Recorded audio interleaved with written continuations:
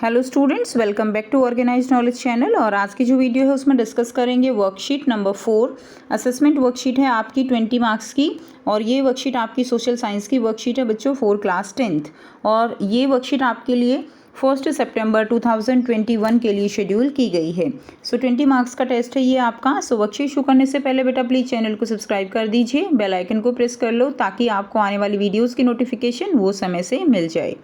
So everything available in our environment which can be used to satisfy your needs provided that it is technologically accessible, economically feasible and culturally acceptable is termed as resources। तो हमने resource के बारे में पढ़ा था कि resource क्या है, जो हमारी जो नीड्स होती है उनको सेटिस्फाई करता है, और उसकी 3 खास बातें होनी चाहिए कि वो टेक्नोलॉजिकली असेसिबल होना चाहिए जिसको हम इजीली जो एसेस कर सकें, इकोनॉमिकली वो फिजिबल हो, और third point is culturally acceptable होना चाहिए। उसी को हम एक रिसोर्स कहेंगे। You think that resources are free gift of nature as assumed by many.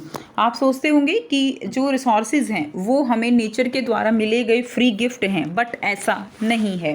ठीक है, जैसा कि मोस्टली जो है ये बात सोचते हैं कि ये हमें नेचर के द्वारा मिले गए फ्री गिफ्ट हैं। Now they are not, they are function of human activities. ठीक है, human being themselves are essential component of resources. जो ह्यूमन बीइंग है वो खुद ही क्या है, एक असेंशियल कंपोनेंट है रिसोर्सेज का। हमने ह्यूमन रिसोर्सेज के बारे में भी पढ़ा था वर्कशीट्स में। The transform material available in our environment into resources and use them. जो ह्यूमन बीइंग है वो क्या करता है, जो भी रिसोर्सेज अवेलेबल हैं उनको जो है वो क्या करता है, वो उनको अपने नीड के अकॉर्डिंग चेंज करता है। Now resources can be classified into the following ways. अब रिसोर्सेज को इस तरह से क्लासीफाई किया जा सकता है। A on the basis of origin, ठीक है, biotic and abiotic. On the basis of origin biotic और ए बायोटिक हो सकते हैं। On the basis of exhaustibility renewable and non renewable हो सकते हैं। On the basis of ownership individual हो सकता है, नेशनल, इंटरनेशनल और कम्युनिटी के लिए हो सकते हैं। And on the basis of status of development की अगर हम बात करें तो potential, developed, stock and reserve हो सकते हैं। ये सारे के सारे टाइप्स हमने वर्कशीट में पढ़े थे। सो अब हम इसके कुछ क्वेश्चन आंसर करेंगे। देखिए फर्स्ट क्वेश्चन क्या दिया गया है, something can be called a resource if it is.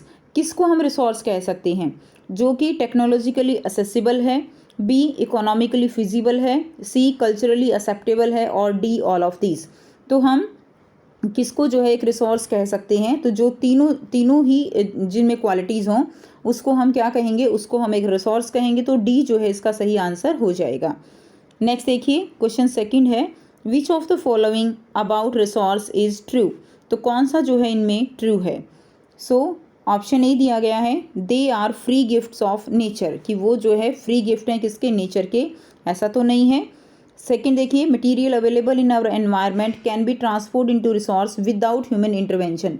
तो ह्यूमन इंटरवेंशन के बिना उनको चेंज नहीं किया जा सकता। सी है, human beings process and transform material into resources, they are resource themselves. कि जो ह्यूमन बींग है वो खुद ही क्या है, रिसोर्स का एक पार्ट है। ठीक है, जो चीज़ों को क्या कर सकता है, ट्रांसफॉर्म कर सकता है। तो ये बिल्कुल ठीक है। डी देखिए, human are not resources themselves but transform material into resources. जो ह्यूमन है वो खुद एक रिसोर्स नहीं है, लेकिन वो जो मटीरियल है, ठीक है, रिसोर्सेज उनको चेंज कर सकता है। तो इसमें सही आंसर आपका सी हो जाएगा। तो आप इसको थोड़ा सा ध्यान से करेंगे बच्चों, इसका आंसर डी रहेगा और इसका आंसर आपका सेकंड का सी हो जाएगा। क्वेश्चन नंबर थर्ड है, which of the following is not one of the ways to classify resources. इनमें से कौन सा जो है वे नहीं है टू रिसोर्सेज को क्लासीफाई करने का। एग्जॉस्टिबिलिटी, ये हमने पढ़ा था, रिन्यूएबल, नॉन रिन्यूएबल हो सकते हैं। ड्यूरेबिलिटी जो है ये नहीं हो सकता। ऑनरशिप में भी हमने पढ़ा था, इंडिविजुअल हो सकता है, कम्युनिटी का है, नेशनल है, इंटरनेशनल है, और ऑरिजिन के बेस पे भी हमने पढ़ा है, बायोटिक, ए बायोटिक है। सो इसमें आंसर क्या हो जाएगा आपका, बी जो है इसमें राइट आंसर हो जाएगा। क्लियर है, बी आंसर हो जाएगा आपका ये वाला, इसको आप काला कर देंगे। नेक्स्ट देखिए क्वेश्चन नंबर 4 है, terrestrial water of a country are example of. कि जो टेरेस्ट्रियल वाटर है किसी भी कंट्री का, वो किसका एग्जाम्पल रहेगा, वो एक कम्युनिटी रिसोर्स है, बी वो एक इंडिविजुअल रिसोर्स है, नेशनल है या इंटरनेशनल है। तो कंट्री का वाटर है तो वो क्या रहेगा, वो एक नेशनल जो है रिसोर्स रहेगा। तो सी जो है इसका राइट आंसर हो जाएगा। नेक्स्ट देखिए क्वेश्चन नंबर 5 है, example of non renewable resources, तो आपको नॉन रिन्यूएबल जो रिसोर्सेज हैं उनका एग्जाम्पल देना है। वाटर ये रिन्यूएबल है, forest fossil fuel and wild life, forest जो है वो भी कैसे हैं, रिन्यूएबल हैं, वाइल्ड लाइफ भी रिन्यूएबल है, लेकिन जो फॉसिल फ्यूल है कोल पेट्रोलियम वो सब क्या है, these are the non renewable. तो सी जो है इसका राइट आंसर हो जाएगा। नेक्स्ट देखिए क्वेश्चन नंबर 6 है, the public park near your house is an example of, कि जो पब्लिक पार्क है आपके घर के पास वो किसका एग्जाम्पल है, वो नेशनल रिसोर्स का एग्जाम्पल है, इंडिविजुअल रिसोर्स है, इंटरनेशनल रिसोर्स है या कम्युनिटी रिसोर्स है।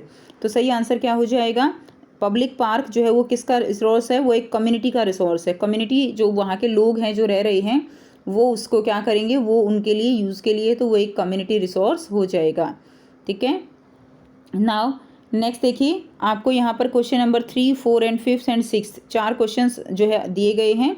3 मार्क्स के हैं, 5 मार्क्स के हैं, तो थोड़ा सा जो है इनका आंसर बच्चों बड़ा रहने वाला है। तो आइए बेटा इनको डिस्कस करते हैं। क्वेश्चन नंबर 3 दिया गया है, in a particular country an average person income in state A is more than that of an average person average person's income in state B. ठीक है, कि एक स्टेट है ए और एक स्टेट है बी, तो स्टेट बी जो है उसमें जो एवरेज इनकम है वो कम है, जबकि जो स्टेट ए है उसमें एवरेज जो पर्सन इनकम है वो ज़्यादा है। Now but state B has higher literacy rate, लेकिन जो बी स्टेट है उसकी लिटरेसी रेट जो है वो ज़्यादा है, and low infant mortality rate, और इन्फेंट मोर्टेलिटी रेट भी कम है, and the level of pollution are also much lower as compare to state A. तो ए से पॉल्यूशन भी कम है, जो IMR है इन्फेंट मोर्टेलिटी रेट वो भी कम है, लिटरेसी रेट वो ज़्यादा है, बस जो इनकम रेट है आपकी पर्सन कैपिटा इनकम वो जो है कम है। Which of these states would you consider more developed and why, तो इनमें से कौन से स्टेट को आप जो है ज़्यादा डेवलप्ड आप कंसिडर करोगे, and give any 2 reason for your answer, और 2 रीज़न आपको अपने आंसर के लिए देने हैं। सो यहाँ पे हम आंसर लिखेंगे that I will consider state B as more developed out of these because, तो जो है आउट ऑफ दीज इनमें हम बी को ज़्यादा डेवलप्ड जो है कहेंगे।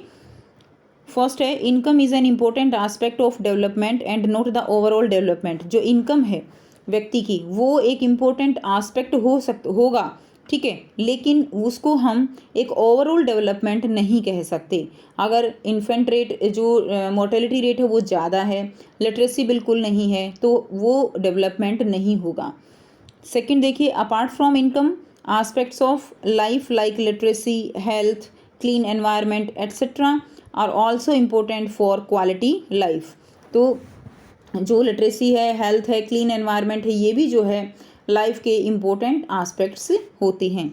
सेकंड नेक्स्ट क्वेश्चन नंबर 4 है, development in the present should not compromise with the need of the future generation, कि आज जो हम डेवलपमेंट कर रहे हैं उसको हमें फ्यूचर जो जनरेशन है उसकी नीड से कॉम्प्रोमाइज़ नहीं करना चाहिए। डू यू एग्री, क्या आप इस स्टेटमेंट से एग्री हो। Give 3 arguments in support of your answer, तो आपको अपने आंसर के सपोर्ट के लिए 3 आर्ग्यूमेंट यहाँ पर देने हैं। I completely agree with this statement because, first क्या लिखा हमने, not only we have a right on the earth but it belong to all of us, केवल हमारा ही अधिकार नहीं है अर्थ के रिसोर्सेज पे, सबका इक्वल राइट है।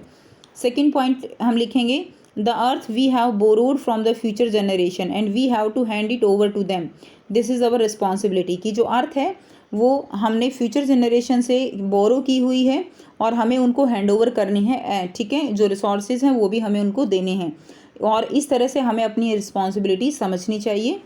थर्ड है, if we do not conserve the earth and resources then the very existence of the whole earth will be in danger, अगर हम कंजर्व नहीं करेंगे रिसोर्सेज को तो जो कंप्लीट अर्थ है वो एक दिन खतरे में पड़ जाएगी, उसकी एग्जिस्टेंस जो है वो नहीं रहेगी। नेक्स्ट क्वेश्चन नंबर 5 है, what is soil erosion, describe any 2 methods of soil conservation.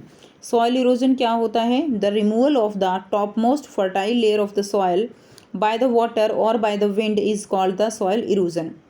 जो टॉप मोस्ट फर्टाइल लेयर है सॉइल की उसका रिमूव हो जाना वाटर या विंड से क्या कहलाता है, सॉइल इरोजन कहलाता है।